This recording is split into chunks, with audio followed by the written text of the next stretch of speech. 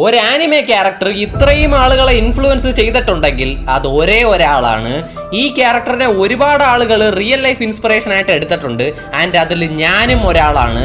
അന്ന് രണ്ട് സംഭവങ്ങൾ നടന്നു. ഒന്ന് നയൻ ടെയിൽസ് അറ്റാക്ക്.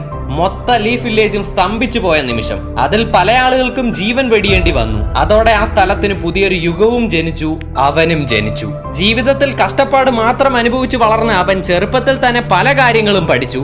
പക്ഷെ വിട്ടുകൊടുക്കുന്നത് എന്താണെന്ന് മാത്രം പഠിച്ചില്ല.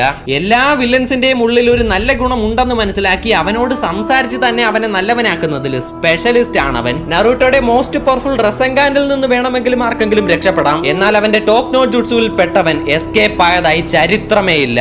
ഏത് വില്ലേജിലെ ജനങ്ങളാണോ അവൻ മോൺസ്റ്റർ ആണെന്ന് പറഞ്ഞ് അവനെ അടിച്ചു വിരട്ടിയത്, ഏത് ജനങ്ങളാണോ അവനെ എല്ലാത്തിൽ നിന്നും ഒഴിവാക്കിയത്, ഏത് ജനങ്ങളാണോ അവനെ വെറുത്തത്, ഇന്ന് അതേ ജനങ്ങൾക്ക് അവനാണ് രാജാവ്. മൊത്ത ഹിസ്റ്ററിയിൽ തന്നെ ഇങ്ങനൊരു ഹൊക്കാഗെ ഒരുത്തനും കണ്ടു കാണത്തില്ല.